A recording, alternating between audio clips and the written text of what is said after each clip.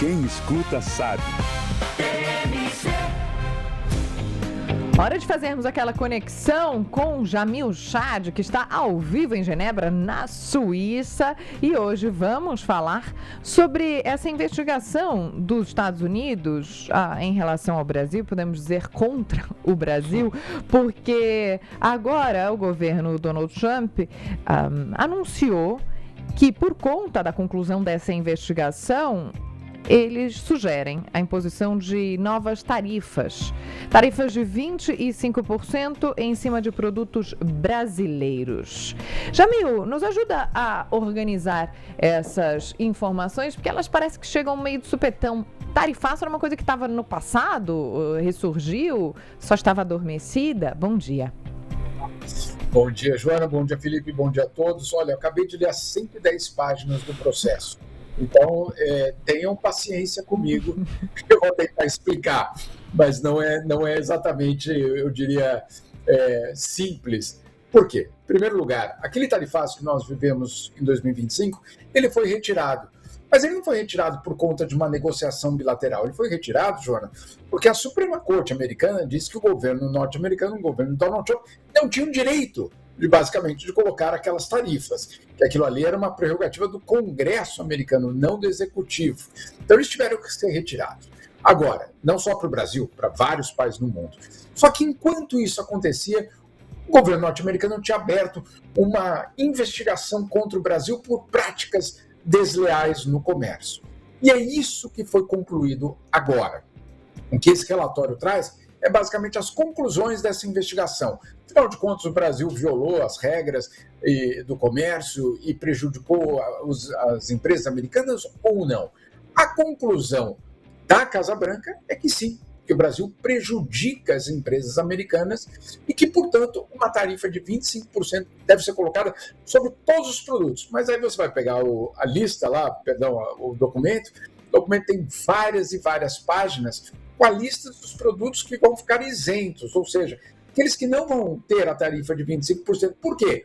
Porque são produtos que não existem nos Estados Unidos. São produtos que, se for colocar uma tarifa de 25%, adivinha, vai faltar, vai ficar mais caro, vai ter problemas para o consumidor norte-americano, e eles já aprenderam no ano passado que isso não é bom para quem? Para a popularidade de Trump. Então, ficam isentos desses 25%.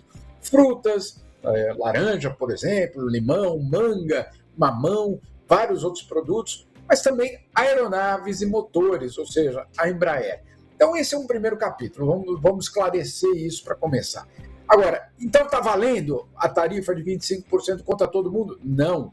Não, porque essa é a proposta justamente da equipe técnica de Donald Trump. E agora, o governo norte-americano vai ouvir as partes interessadas, vai ouvir as empresas e tomar uma decisão em julho.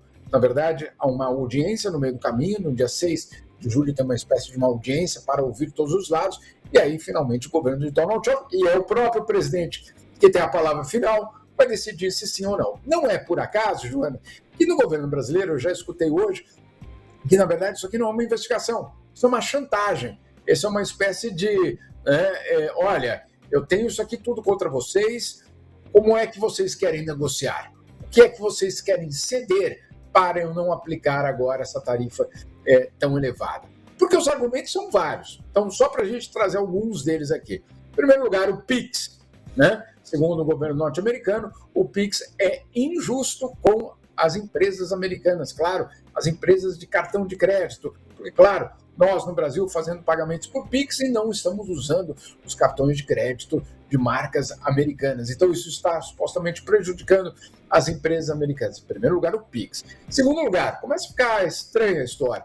O etanol. O etanol americano, para entrar no Brasil, precisa pagar uma tarifa de 17%. Isso está prejudicando a exportação americana. Outro ponto, olha só, meio ambiente. O Brasil não está controlando o desmatamento da Amazônia e em outras partes do Brasil. Mas calma aí, não era o governo Trump que saiu do Acordo de Paris de mudanças climáticas? Então, como assim?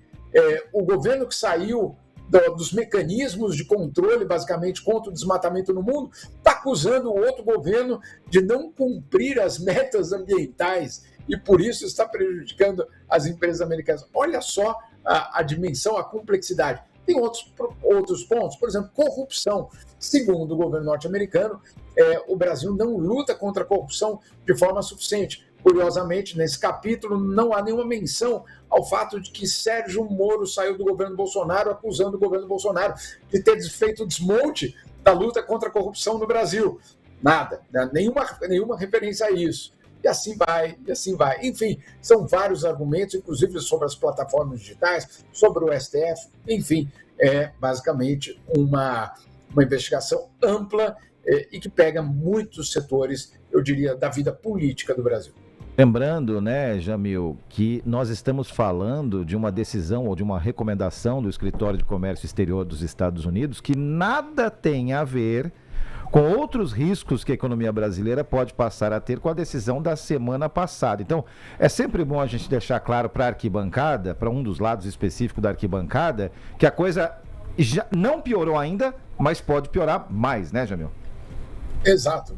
É ótimo que você tenha colocado isso, Felipe, porque sim, são assuntos separados do PCC, do Comando Vermelho, as sanções que podem vir contra instituições brasileiras que tenham qualquer tipo de relação com esses grupos, mesmo não sabendo que tem essa relação, ou seja, um banco que tem alguma conta de alguém relacionado com o PCC ou Comando Vermelho, pode ser punido, sem dúvida nenhuma, o próprio PIX pode ser punido, então é uma coisa separada. E agora vem esse pacote, na verdade, uma grande ameaça, como alguém me disse também do governo, uma espécie de documento de extorsão, né? Vamos colocar aqui todas as condições, vamos ver o que o Brasil aceita retirar, modificar, reformular, abandonar. Em troca, eu eventualmente não coloco esses 20%, 25% de tarifa. Algumas coisas eu fico imaginando como pode ser difícil, como não seria do dia para a noite. Por exemplo, acabar com o desmatamento. Como é que faz isso da noite para o dia para evitar uma taxa de 25%? Outro, lutar contra a corrupção no Brasil. Vamos lá. É uma história que, eu diria, se confunde com a nossa própria história, né, no Brasil. Como é que você faz isso da noite para o dia para evitar os 25%? Então, obviamente, um documento como um membro do governo brasileiro me disse, é um ato de extorsão. Suspeito que falaremos mais sobre isso nos próximos dias e semanas também. Jamil, aquele abraço para você, hein? Um abraço, querido. Joana, um beijo a todos. Até. Beijo.